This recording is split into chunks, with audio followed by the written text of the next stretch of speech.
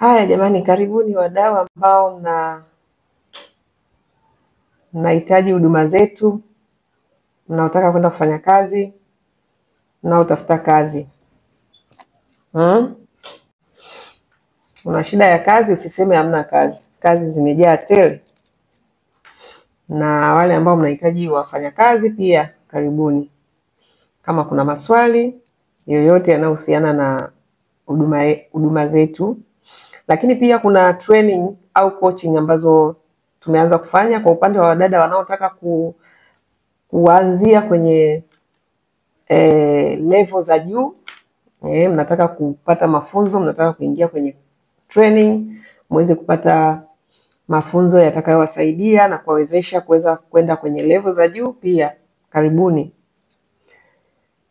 Lakini kuna wale pia ambao mnataka coaching, training, namna ya kuweza kuishi your best life. Your best life, kwamba from zero to hero. Mimi kwangu nimeita kutoka dada wa kazi mpaka CEO.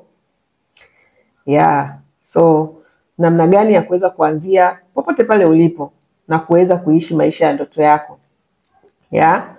Hizo pia ni coaching ambazo ninafanya kutokana na my background, nilikotoka, nilikuanzia, nilipo. Nina experience kubwa ya kutosha kabisa ya kukucoach, kukutrain ili na wewe uweze kupiga hatua toka mahali ulipo na kwenda kwenye sehemu nyingine. Kwa hiyo kuna hizo training za aina mbili. Kuna training za wadada wa kazi ambao wako kwenye hizi kazi, wanataka kuwa wadada wanaolipwa vizuri. Of course ukija kwetu unaanzia kwenye level ya traditional kama hauna zile sifa na vigezo vya professional na smart. Lakini kwa wale ambao wanataka kutrainiwa ili waweze kuingia kwenye hivyo, waweze kuingia kwenye hizo level, karibuni. Otherwise kama unahitaji kazi general na maswali yoyote kuhusiana na kazi zetu, kwa sababu kazi zipo. Kazi tunazo za kutosha. Kazi za nyumbani ambazo zinahusiana na malezi ya watoto, shughuli za mapishi na shughuli za usafi, ambazo kwa sasa hivi tumezipa sura mpya. Maana zamani zilikuwa zinaonekana ni kazi za walala hoi. Sasa hivi ni kazi kama kazi nyingine. Kuna watu wako kwenye kazi nyingine lakini hawalipi 500,000 wala walipi 300,000 wala walipi 150,000. Kuna watu wako kwenye kazi huko wanalipwa 80,000, 90 laki, na wako kwenye biashara labda. Kwa hiyo ni wakati wa kuchangamkia fursa na kuweza kuboresha maisha yako. Kwa hiyo kama kuna mtu ana swali sasa kuhusiana na huduma zetu, nasubiri swali lako. Nitasoma message za maana tu jamani, maana kuna watu wana makasiriko. Maskini wana hasira kweli kweli. Sasa mimi nachowasaidia tu mkafanye kazi na nyinyi mjikwamue. Mwache hasira za maisha. Mwache kukasirikia serikali, mwache kukasirikia watu ambao tunapambana na maisha yetu. Maskini mna taabu sana, maskini mna shida. Kama una kazi ya kufanya ni shida sana. Chunguza vitu ambavyo havikusaidii kwenye maisha yako.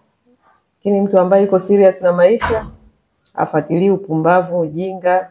Kwa hiyo naangalia tu message za maana, message ambayo inaweza kubadilisha maisha ya mtu, message inayolenga aidha unataka huduma ya dada, unataka kazi, na maswali mengine ambayo yanatija.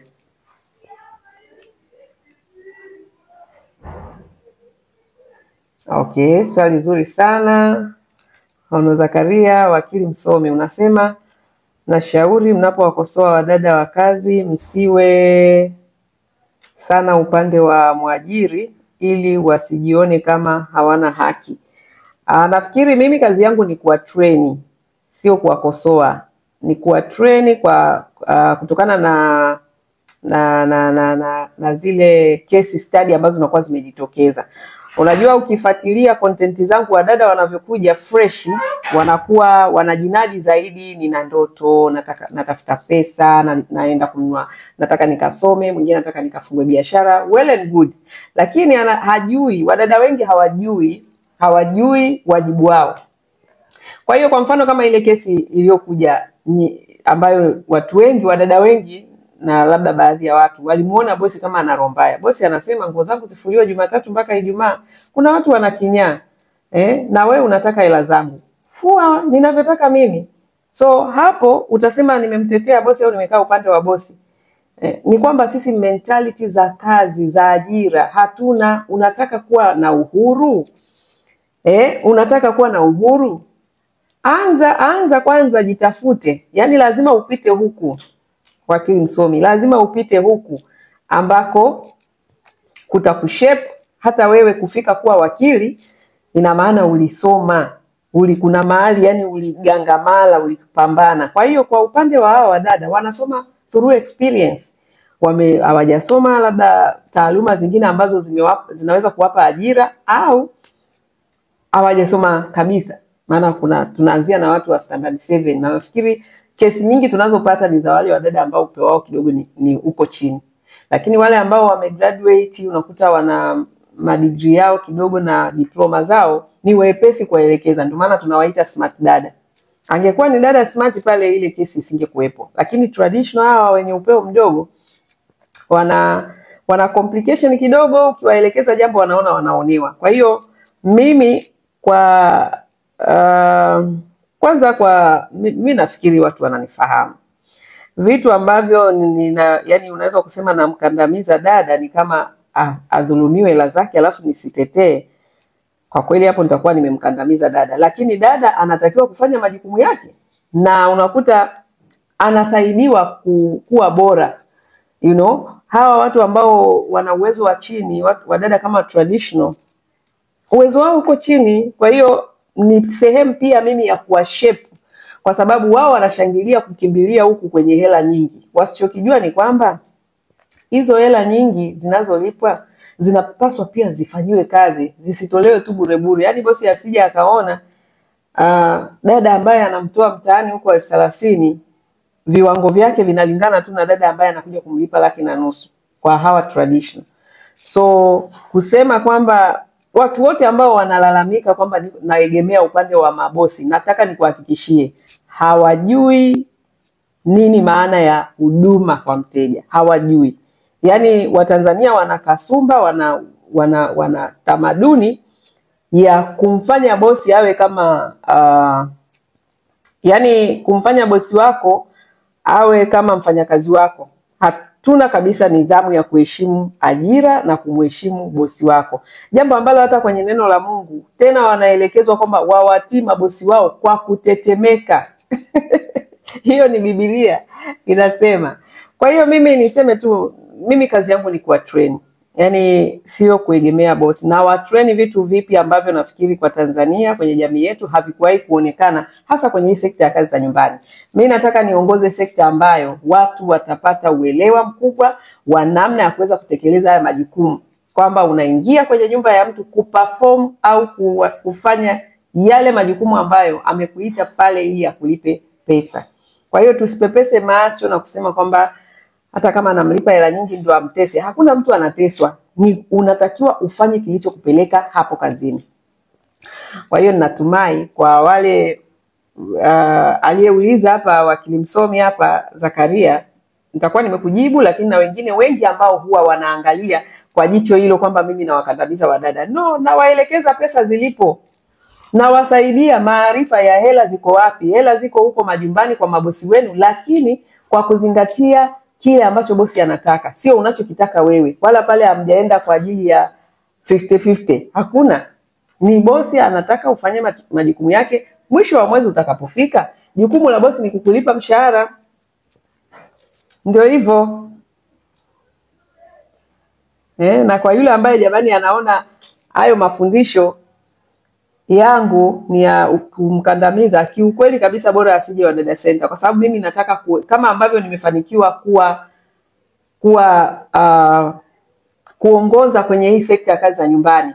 kwa kuhakikisha kwamba wadada wanalipwa vizuri, lazima niweke na level na grade za utendaji wa kazi na set benchmark ya kazi za ndani. Yaani watu wasichukulie tu kama wadada wa kazi yani hawajitambua, hawajielewi. Ndio na waondoa huko kutokujitambua na kutokujielewa. Mchango wangu mkubwa ni kuhakikisha kwamba na washepu waweze kutoa the best quality, huduma bora ambayo itaendana na malipo ambayo tunayaomba kwa hao mabosi. Okay? Kwa hiyo ukiwa positive, mimi naona utafanikiwa sana. Kama ni mdada ambaye uko kwenye hii sekta, ukiwa positive ukanisikiliza kwa jicho la wewe kuona haya mafundisho yatakuongezea kipato, utatoboa. Lakini ukiangalia kama ukandamizaji, utabaki hapo hapo kama dada wa 30, 50, hauwezi kusogea. Kwa hiyo huduma nzuri ndio itakayokupa hela nzuri. Kwa hiyo ninachowasaidia kimsingi ni nyie kupata hela, kwa sababu mnatafuta hela. Na kwenye sekta ya kazi za ndani bado hela zake nyingi ni ndogo ndogo. Kuna kundi dogo la watu ambao wanaweza kulipa hiyo mishahara nayo itamka si 500,000, 300,000, 1,500,000. Kuna lile kundi dogo ambalo ndio wana afford. Na wale ili walipe lazima tuwashawishi kwa utendaji wa kazi nzuri unaoambatana na tabia pia nzuri. Ndio maana mnaona nakandamiza sana kwenye upande wa tabia, nakandamizia sana na maneno kutoka kwenye vitabu vyetu vya dini, Biblia. Mnaona why? Kwa sababu tunataka kulipwa vizuri. Sasa hatuwezi kulipwa vizuri kama tutaenda na mambo matabia ya ajabu ajabu. Ndio maana unaona mtu akiiba mimi nakuwa kichaa kabisa. Yaani mtu akienda akafanya wizi, akafanya tabia za ajabu ajabu, hapo mimi lazima nitamlipua vibaya mno. Why? Kwa sababu nataka mpate malipo mazuri. Lakini hata wale ambao wanawalipa, nataka na wao wa experience huduma ambazo hawajawahi kupata kwa wafanyakazi wa ndani. Kwa sababu ni vitu vinavyowezekana. Hakuna binadamu aliyezaliwa anajua kila kitu. Kwa hiyo mkisikiliza ninachowatrain, ninachowaelekeza, ninachowafundisha, awareness ninazowapa, mtakuwa watu mnaolipwa vizuri. Mtajua value zenu na mtadeliver value nzuri na mtapata hela nzuri. Sasa kwa hiyo ubaya wangu mimi ni kuwasaidia mlipo hela nzuri. Kweli jamani. Mimi sijawahi kuona.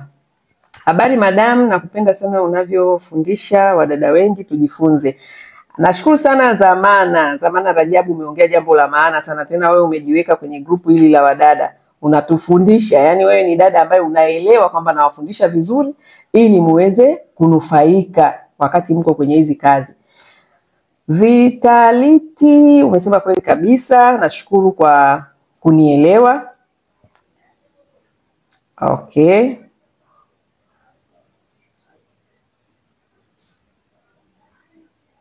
Okay. Naangalia kama kuna ujumbe ambao